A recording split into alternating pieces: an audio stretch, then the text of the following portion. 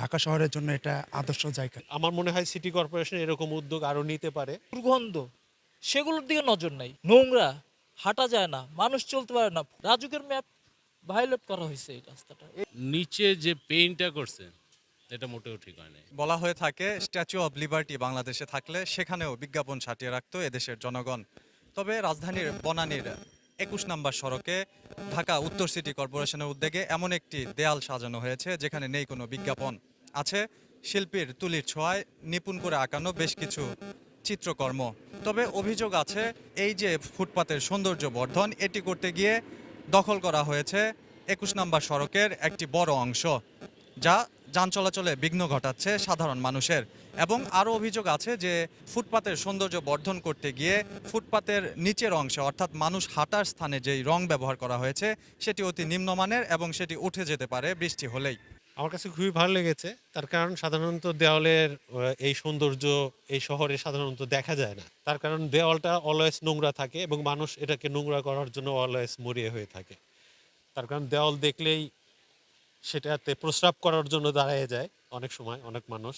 কিন্তু এখানে দেয়ালের উপরে এই পেইন্টিং এবং এত সুন্দর দৃষ্টিনন্দন একটা দৃশ্য, আনবিলিভেবল। আমার মনে হয় সিটি কর্পোরেশন এরকম উদ্যোগ আরো নিতে পারে। তার কারণ হচ্ছে যে এখানে কেউ নোংরা করতে একটু হেজিটেট ফিল করবে, মানে কেউ করতেই পারবে না। ঢাকা শহরের জন্য এটা আদর্শ জায়গা, আর আমি মনে করি এটা প্রত্যেকটা এলাকায় হওয়া উচিত। এই দেয়ালটিকে ব্যতিক্রম করেছে যে এখানে যে সৌন্দর্য আর্ট করেছে মানুষজন, এই আর্টটা এই দেয়ালটাকে আরো ব্যতিক্রম করে তুলেছে। দেয়ালের সবগুলি আর্টগুলি আমাকে বেশি আকর্ষিত করেছে। অন্যান্য দেয়াল তেমন একটি ভালো পর্যায়ে নেই, বেশিরভাগ দেয়ালে টুলেটের সংখ্যা অনেক বেশি, অনেক কম সংখ্যক দেয়ালে আছে যেমন আর্ট করা আছে, সুন্দর করে গড়ে উঠেছে। কিছুটা ঠিক আছে, অনেক কিছুই ঠিক নাই। আপনি এখানে এটা করছেন, অথচ আপনি মেন রাস্তায় ফ্লাইওভার সেখানে কালার করছেন। নিচে কিন্তু ফ্লাইওভারের নিচে যে অবস্থা, নোংরা, হাঁটা যায় না, মানুষ চলতে পারে না, ফুটপাতে দুর্গন্ধ, সেগুলোর দিকে নজর নাই। আমার এখানে রাস্তাটা, এখানে যে ম্যাপ ছিল ইয়ের যে রাজুকের ম্যাপ ভায়োলেট করা হয়েছে এই রাস্তাটা, এই যে এই জায়গাটাকে। এটা কিন্তু রাস্তার জায়গা, ড্রয়িংয়ে তাই আছে।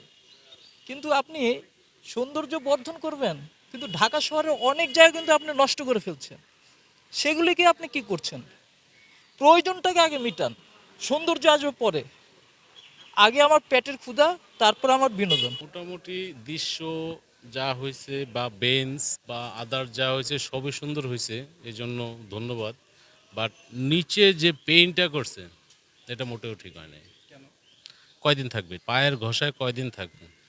অবশ্যই অন্য অন্য জায়গায় যে একটা টাইলস রেড কালার বা অন্য অন্য কালারফুল যে টাইলসগুলো আছে ওগুলো দিলে অন্তপক্ষে ৫-৭ বছর ১০ বছরের একটা গ্যারান্টি থাকতো।